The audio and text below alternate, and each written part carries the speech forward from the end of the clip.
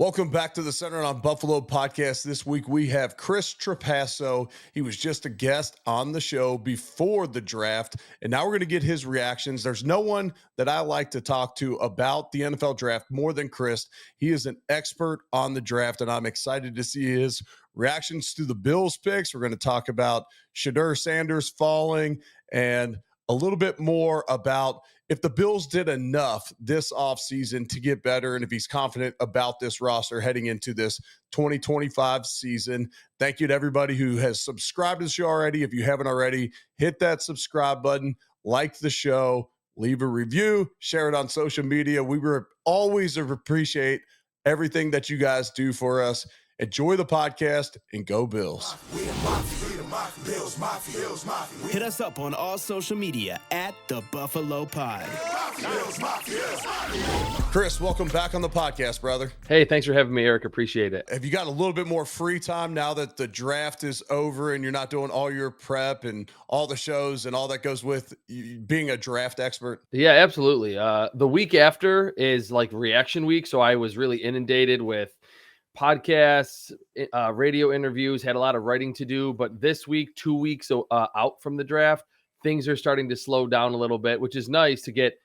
We're starting to get into the prime of golf season here in the Buffalo area, so I can get some rounds in before suddenly you look at the calendar and it's mid-July and we're heading back to training camp. We'll get to all the draft picks here in a second, but when you look at the Bills' draft strategy at a whole, when you came away from the draft, what did you feel about their strategy? I absolutely loved it. I feel like I was on this show just a few weeks ago, pre-draft, and my main thought was the Bills obviously needed to address the defense. I think everyone in the NFL, every fan understood that. But I felt like they needed to get more explosive, faster, more sudden, just better athletes, upgrade the athleticism on the defensive side. And we'll get into all the selections, but I think their overarching philosophy was just that. They wanted to get faster. They wanted to get more explosive at as many positions as possible. So I think with 5 of those first 6 picks on the defensive side, I think that's exactly what Brandon Beane set out to do and then ultimately executed it on day 1, day 2, and even on day 3. One of the things that I liked most about this draft in particular, we talked about this on our pre-draft show, was that Beane hits on a lot of picks, but sometimes the upside isn't there. And when you have Josh Allen and you're trying to fill spots, you don't always have to take those big swings. They get the guys that have their DNA and they're likely a plug and play player, but maybe the upside just isn't top notch. Now they've hit on so many guys, and this isn't a Brandon Beane, bash fest, but I feel like this year they took some swings. And so we talked that, Beane's likely going to make some trades. I talked about how, when I was at the draft, the Bills were picking towards the end of the second round. And, me and my wife were sitting there, we're like, okay, this is Brandon Beane. They trade up for Cody Ford. Like, I knew we were going to be back on Broadway having a drink sooner than we thought, just based upon the fact that down in Nashville, we just assumed we weren't sitting in the green room too long waiting for that to happen. But the Bills stayed put. They stayed put at pick 30, and they end up with Maxwell Harrington, the cornerback from Kentucky, fastest player in the entire draft. What did you think about this selection? Well, I had him graded as my number 17 overall player, and the Bills got him at 30. So that's part of what I always say that I love about my job is that there's no room, there's no question if I'm having hindsight post-draft. Like, he was my number 17th overall player. Bills got him at 30. Of course, at first, the speed, the explosiveness, not only did he test well, but it shows on film. There are times where he was maybe beaten a little bit down the field, could recover, still made a play on the football. I like that at 5'11", around 185, maybe up to 190 pounds, plays a lot bigger. Now, there are times where he misses some tackles, but he's not afraid of contact. He seeks out ball carriers on the outside.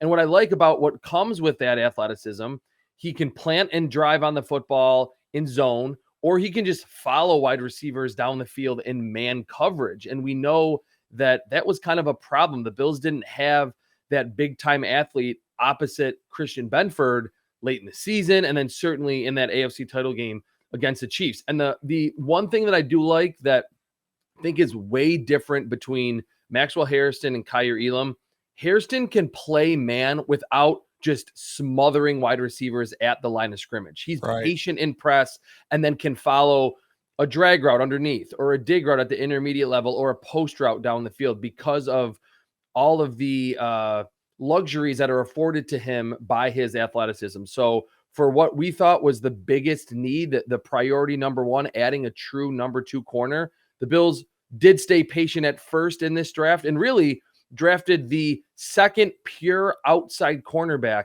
in this class at pick 30. So I thought it was tremendous value overall.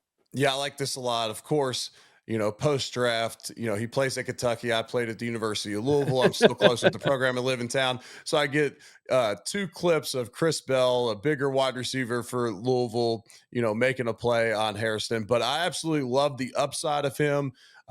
It seems evident with the coaching changes, kind of their philosophy late in the season. They're going to play some more man-to-man defense. You got to have speed to do that. You put him opposite Christian Benford. There's a lot to like there. And then you have Trey White, who came back in the picture. So you can learn from a guy like him, a Dane Jackson, who spent a lot of time in this system. There's a ton to like about this pick. And I like this swing. And yes, we talked about, okay, maybe a little bit more upside, maybe not as focused on the DNA. He seems like a Buffalo Bills culture guy as well from what we could see. And then everyone always says you have to be able to tackle that corner in Sean McDermott's system. Can he tackle well enough? Well, from this is me looking at it after the fact. The 2023 season tackled really well. Going into 2024 has a shoulder injury, doesn't tackle as well. That can happen. And I believe the Bills did enough research there to realize that's likely the case. And so in the second round, now we see Bean doing his magic. He's on the phones. There's the Bills Embedded series where you get to see some behind the scenes from the draft, which is really cool.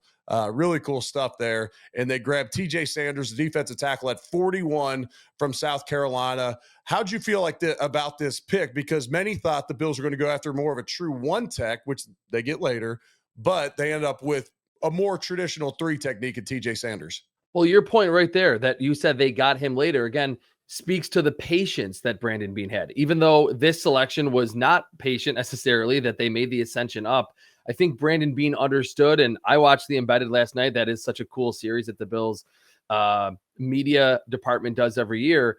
He talked about the depth at defensive tackle in this class. And I think when I was on a month ago, we talked, man, this defensive tackle class is just absolutely loaded. So Beane understood, I can get a premier pass rusher at defensive tackle right now, early in round 2, to package those 2 second-round picks to get one that's going to help Ed Oliver and push the pocket and be that other rusher on the inside, then get the 1 technique later, which is something that we saw, like, we didn't hear much about because so many fans wanted Kenneth Grant in round 1, who went way ahead of the Bills to the Dolphins at number 13 overall. But TJ Sanders, to me, just to use the numbers, he was my number 34 overall player. The Bills got him at 41. So that was another value pick in my estimation.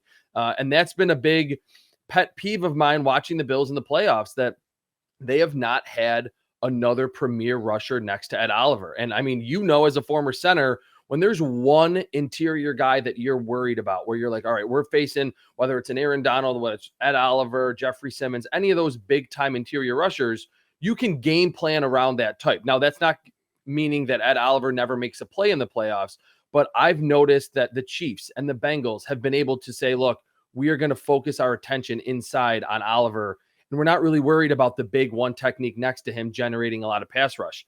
TJ Sanders had a pressure rate of 11% at South Carolina in his career, and anything over 10 is elite level at defensive tackle. The pass rush moves are there. He tested very well, plays with good leverage. He's not one of those high rushers that doesn't have, the ability to drive back centers and guards. So I loved that pick because I think if I'm picking and especially trading up for a defensive tackle, I want him to affect the quarterback as a pass rusher. And TJ Sanders definitely does that.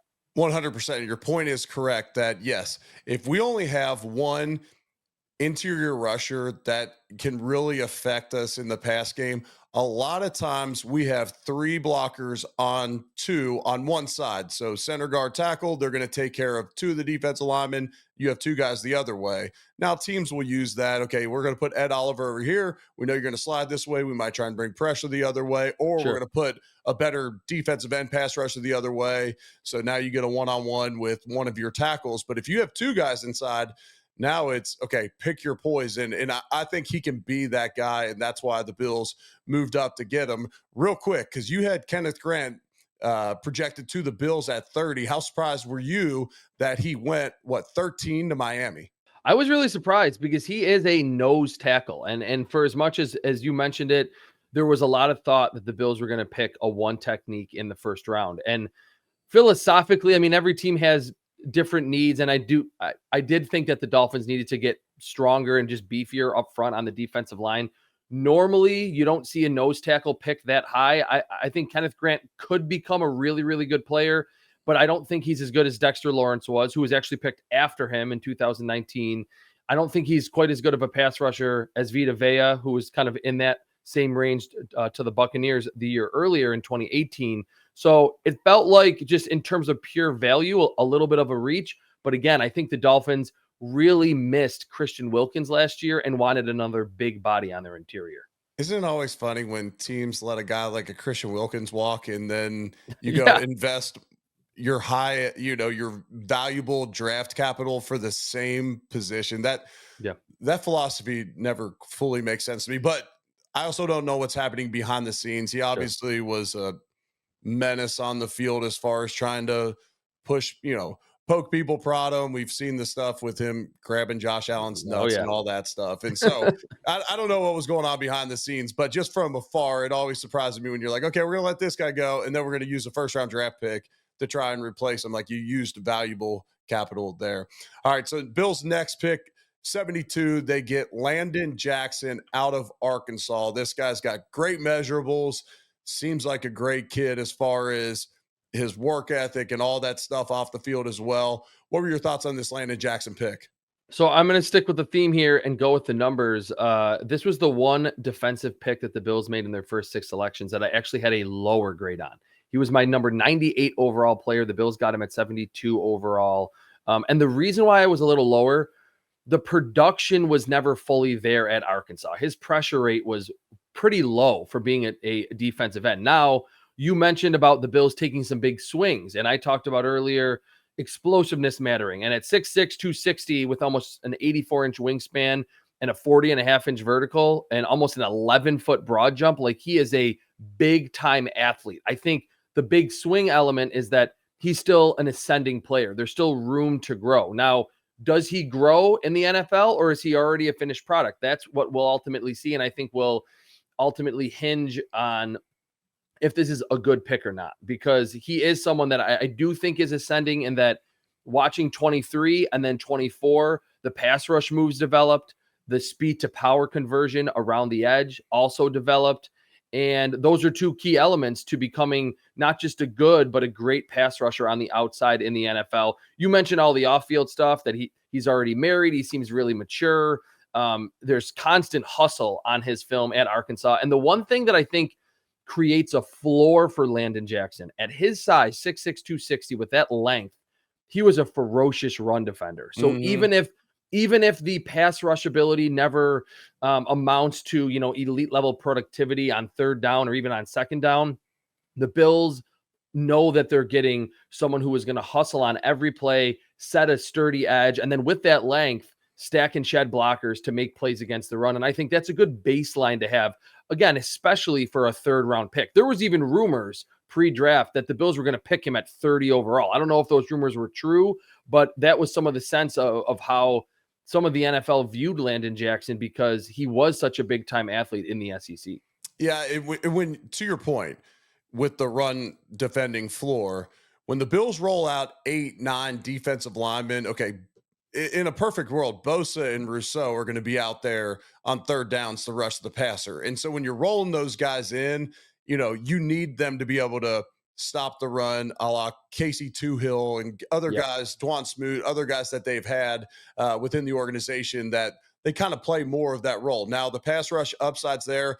Cover One did a breakdown again for him against Will Campbell, the early first round draft pick to the New England Patriots. And there was some production there, especially early on in the game. And I made a point when I reposted it on X where I said, I would just love to know some of these downs and distances, because there was times where he didn't really have a pass rush move ready, kind of reacted late. But if it's 2nd and 4, you're not just going to fly up the field. And you mentioned that he's a great run defender. Yeah, one other point that I wanted to make there, and like people can go watch that video on Twitter or on YouTube from Cover One. What I tweeted about it, that's a really good point, because I think people can kind of, even me, can lose sight of like down and distance matters, because you're not sure if it's a run or a pass. If it's 3rd and 11 and you don't see a pass rush plan, then that's a little bit concerning. But if, like you're saying, 2nd and 4, that's different. What the takeaway that I had, we heard so much, and this is in the division, we heard so much about the lack of wingspan for Will Campbell, the Patriots first round pick, number 4 overall, under a 78-inch wingspan. Landon Jackson, almost an 84-inch wingspan. Like you mentioned, there were some clear wins from Jackson against Campbell in that little cut up that I saw that shows what can happen when there is a huge length disparity on the inside. So that's the biggest takeaway that I had, that even though Campbell was a cleaner prospect and Jackson wasn't really quite sure what to do with his hands at times, just having that supreme length advantage is real in the NFL. Yes, it is. All right, we're going to give quick shout out to our friends at Waterboy. Listeners get 20% off my favorite hydration packets out there. Use code EWOOD. The link's in the show notes. Get you some Waterboy. We sent you some. Did you get it yet? Yes, I've gotten it. And because I'm not super strict with this, but I do intermittent fasting at times. And like the one downside to intermittent fasting is apparently like you can lose some of those electrolytes. So like the days that I maybe fast for close to a full day, I definitely drink that in the morning. I love it. It's not too sweet, and it certainly makes me feel a lot better throughout the day. What an endorsement there. Thank you for putting that in there. I love it. I love it. All right. So the Bills do get their one technique in the 4th round. Deon Walker from Kentucky. He's massive. How do you like this fit for the Bills? He's not the classic one technique, but he is like what I would want in a one technique. In that I get that back in the day, like it was important. And the Bills have even had these guys like lately with Star Lotulelei, Quentin Jefferson, Jordan Phillips to a certain degree, that are just big bodies. They're going to eat double teams. They're going to keep the linebackers clean, but they're not going to really give you any pass rush. And I think that's been a problem on these Bills defensive lines in the playoffs that I mentioned it earlier with the TJ Sanders pick. Walker's 6'7" and 340, maybe could play even at 350, but he gives pass rush ability. In 2023, his pressure rate was 12%. Wow. TJ Sanders was 11% for his career. In 2023, I actually, going into last season, pitched to my editors. I'm doing summer scouting, and I'm like, who is this 6'7", 340-pound Kentucky defensive tackle that's in the backfield on seemingly every other play? And he was trending, and Brandon Beane said this in the embedded series that just came out last night, that he was trending toward being a first-round pick. And I saw shades of Dexter Lawrence, who was that big, but could also generate consistent pass rush. Has the back injury last year, wasn't quite as productive, but again, tying the numbers into this with previous players. It's not as though Deon Walker just fell precipitously and played like an undrafted free agent this past year. His pressure rate at Kentucky in 2024 was 8.2%. And I'm saying that specifically because that is the exact same pressure rate that Kenneth Grant had at Michigan last year. And there were really no concerns. Everyone said, hey, Dolphins made a good pick, 13 overall. He's an ascending player. Same exact pressure rate as Deon Walker, who the Bills got in round 4. So if the Bills' strength and conditioning staff, medical staff feels like they can put that back injury behind him at that size with the impressive quickness and the length, I think he can be that block eater, but also give the Bills some pass rush ability. So that was one that I really, really liked. I had him graded as my number 70 overall player. The Bills get him in the early 100s. So again, 3 out of 4 that I had graded higher than the Bills ultimately picked him. Yeah, and you take him in the 4th round. So if exactly. this is the back injury, we got to give it some time. They've already said they're going to limit him this spring. So they obviously went into the draft with a plan if they were going to take him, just understanding that there might be some lingering effects from the back. We want to get him fully healthy so that we can make him effective out there. And where people might say, well, shoot, Cole Bishop came in last year, then he got dinged up in training camp. We didn't see him much. And they talked about how that hurt his progression. Defensive tackles don't have to do nearly the amount of thinking on the field and in adapting to scheme as the secondary players do. And so not as concerning if he's not out there this spring during OTAs trying to let that back get better. All right. So the remaining picks of the draft, were there any that you absolutely loved or on the converse side hated for the Bills? Oh, I didn't like the pick of Chase Lunt. I'll start there, who was the 7th rounder out of UConn. Is it his Here's length? what his length, I don't think he has. So he certainly lacks in that department. He didn't have really any power on film, and he's already 24 years old. So if this is like a 21-year-old that entered the draft early, okay, developmental blocker, 7th round. I think there's some case studies of those players becoming actually good 2 or 3 years later. I don't know if at 26 or 27 he's suddenly going to just become a strong, powerful blocker, and that those arms are not going to necessarily grow anymore. So didn't love that pick. I absolutely loved Jordan Hancock from Ohio State. He is someone on film that reminded me a lot of Taron Johnson, that they asked him to play dime linebacker. He played split field safety and made plays deep at the intermediate level as a robber, played in the slot against those slippery slot receivers and played it well. And he wants to come up and tackle. And I thought he was one of the more sure tackling safety slot corner hybrids in this class. So to get him in round 5, especially after how well he tested, again, there's that theme of big time athletes, explosiveness at the Ohio State Pro Day. I thought that was a tremendous selection for the Bills.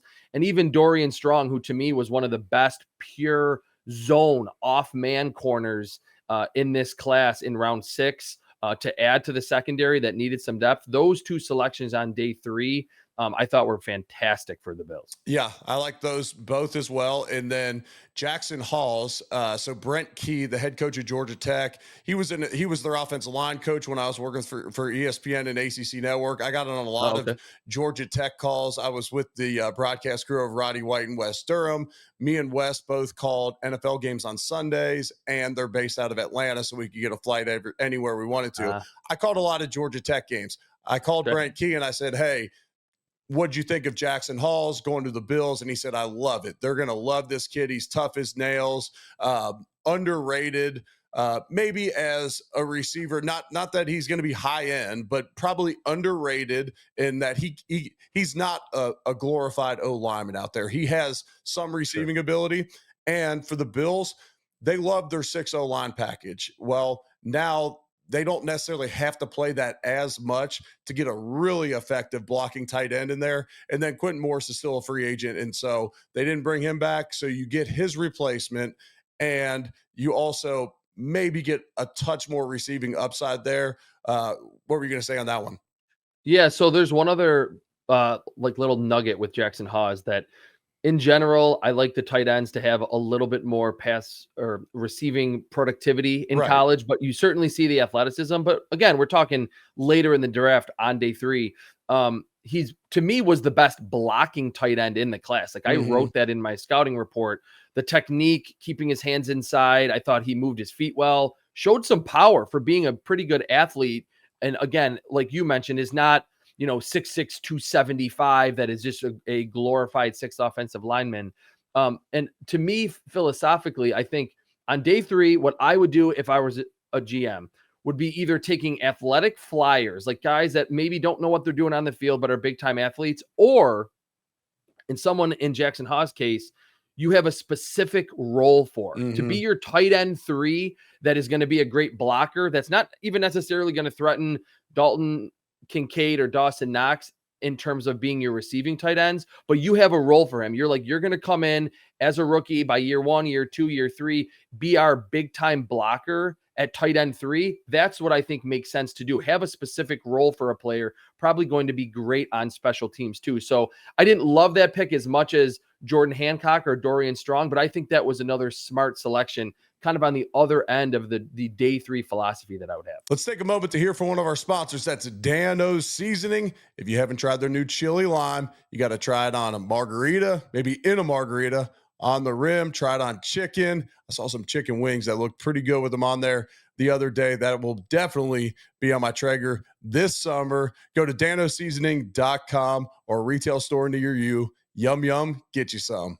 Was there ever a point in the draft where, the Bills picked somebody and you wish they had done different, or a position group that maybe you wish they would address? And we got to be careful here because Brandon Beam might come after us if we say wide receiver. But was there any places where you said, man, I really wish the Bills went in this direction with this certain pick? During the draft, I mean, really, it probably would be wide receiver later. I mean, they obviously get Caden Prather in the 7th round, who's kind of a big body, not a great athlete, wasn't super productive at Maryland, but I think has the rebounding skills that the Bills clearly like at that wide receiver spot. Whether it was the Chase Lund pick, I love the Dorian Strong selection, but at that stage, I would have liked maybe a roll of the dice at wide receiver. But then again, in general, day 3, especially 6th and 7th round wide receivers usually don't hit. So I think if you're just looking at the historical trends of what positions could actually become even a quality special teamer or make some plays, you do get more return on investment in general at cornerback, at offensive line than you would at wide receiver. But in general, I thought hitting all of their needs, doubling up at corner, doubling up at, along the defensive front is exactly what this team needed to do, and they did that throughout this draft. Absolutely. All right, so you did not have Shedeur Sanders in your top 5. I believe you had him 7 to the Jets. He falls all the way to the 5th round. We got to just touch on this for a second. What did you hear out there as to the main reasons that he fell so far? Well, I think in general, so I had him graded he was one of my last picks in the 1st round in terms of how I graded him. I actually had an early 2nd round grade on him. I think the media, and I'm including myself in this, was even higher on him as a prospect than the NFL was. The NFL in general saw him late 2nd, early 3rd round pick. And then not even the off-field or the character concerns with him, but all of the media attention and then the potential criticism from his dad and the media, that I think teams were a little concerned about that. If he's not starting as a rookie, is his dad going to go on Pat McAfee show and say something things like that? I think ultimately pushed him down, but I can't say that I know the exact reason, because even for me, going in round 5 to a team that picked Dylan Gabriel, who was much less of a quarterback prospect in my estimation, 2 rounds earlier, seemed pretty crazy to me. When if you hit on that quarterback, you can change your entire franchise around. So in round 5, I think the Browns actually got very good value for Shedeur Sanders. They got value, but to your point, it's like you've already taken Gabriel. That quarterback room is so crowded. Picking up Kenny Pickett this offseason, you have Joe Flacco. Do you have they have Joe Flacco? But then you still have Deshaun Watson there. HBO, do us all a favor and put Hard Knocks there and just leave the cameras in the quarterback room. I mean, Myles Garrett going back there and said he wants to play with a quarterback that can win a championship. We'll see how that works out for them this year. But no, I'm with you. I was with a group of guys the Thursday of the draft, and they asked me about Shedeur and where I thought he would go. And I said, it's just, to me, he's not a top tier athlete. He doesn't have the strongest arm. And you talk about, the media attention that comes with it. Like, everyone will always point to that Colin Kaepernick deserved another shot in the league. Like, are you telling me he's not one of the top 64 quarterbacks in the league? No. But what I am saying is, if you're not one of those top maybe 20, 25 quarterbacks in the league and you bring a lot of media attention, teams just don't want to deal with it. Tim Tebow was the same way. You bring him in and it's all positive attention, but everyone's got to answer questions about it. And you just don't want all of that, in a player that you don't identify as a true franchise quarterback. Yeah, I think Baker Mayfield is kind of a good comparison, because Mayfield had, the off-field incident at Oklahoma. He had some problems on the sidelines and, shaking hands with teammates at Oklahoma or with the opposing team at Oklahoma. There was some character concerns with him, but he was like the most efficient quarterback in college football history in Right. the 2018 draft. So, like you're saying, I think it's a great point, especially from a former player that knows how teams work. If you're a big time athlete, big time prospect with big arm, if you're a quarterback, teams will kind of brush those things to the side and kind of look the other way. When you have heavy feet, when you aren't super accurate, when a lot of your offense was bubble screens, and a very low average depth of target, which Shedeur Sanders did have one of the lowest in all of college football last season, which really inflated his completion percentage, don't have a strong arm, suddenly those off-field or character concerns or locker room issues, and then the media circus that comes with the last name, I think that is kind of the recipe to see him fall. I would not have ever guessed that he would fall until round 5, but a day 2 slide felt somewhat possible because of all of those elements. Yeah, for sure. And then once you're not bringing him as your franchise guy, he's not in that first round. It's like, okay, well, now we don't necessarily want to bring him in. The Saints take Shuck from Louisville because they might not have a quarterback this year if Carr's shoulder's not ready. So now you take Mhm. maybe the most NFL ready quarterback as far as playing in a pro style offense, calling plays in the huddle, snap count, and Yep. that whole deal. And to your point about average depth of target, love the video of Cam Ward calling out Shedeur about having all the checkdowns and all that. Cam Ward seems like a dude, and He's got it up here. Yeah, yes, for yes, sure. he does. All right, last one for me. Do you feel like the Bills this offseason, at this point, we just picked up Elijah Moore, the free agency signings, the draft. Do you think the Bills did enough as a whole this offseason to go take the AFC this year? I do. The biggest problem in the Bills' playoff losses has been the defense. I mean, Josh Allen's quarterback rating is over 100 in the playoffs, and the Bills know, the NFL knows it at this point. Josh Allen is going to show up and have big games when they matter most in the postseason, whether he's at home, whether he's at Arrowhead facing Patrick Mahomes. He's going to be good enough to get you to a Super Bowl and probably win you a Super Bowl. In the last 5 Josh Allen or Bills losses in the playoffs, the Bills have allowed over 31 points per game. That just won't cut it. I mean, Patrick Mahomes won a Super Bowl a few years ago where the defense was carrying him to the Super Bowl, and then he had a big game there. Tom Brady won multiple Super Bowls where the Patriots were running through the AFC, winning games 17-14 in the playoffs. The Bills just have not had that. So they needed to get more explosive. They needed to get deeper at defensive tackle, edge, and quarter. They did that. And I like the additions of Josh Palmer and Elijah Moore to this offense, 2 25-year-olds who I think are going to tap in or are going to play their best football. And the Bills can tap into some, potential that they have not been able to get in LA and certainly in New York and Cleveland with Elijah Moore. So they have more depth at wide receiver, along with what otherwise is a very intact offense up front and in the backfield, and then certainly with number 17. So I think the Bills, yes, have absolutely answered the bell of what they needed to do this offseason to get over the hump, get to a Super Bowl, and ultimately win it. I agree. And I also love some maybe schematic changes or philosophies that they added on the coaching staff as well, especially on the Mhm. defense side of the football. Chris, thank you for the time, brother. Hope you get some downtime, get a little bit more golf in. I enjoyed your play a hole with me video the Oh, other thank day. you. You'll have to keep doing those. Yeah. That was good content. I always appreciate you, brother, and love following from afar with all your draft content, and always love catching up. Thanks, Eric. This is always fun. Thanks a lot. Absolutely.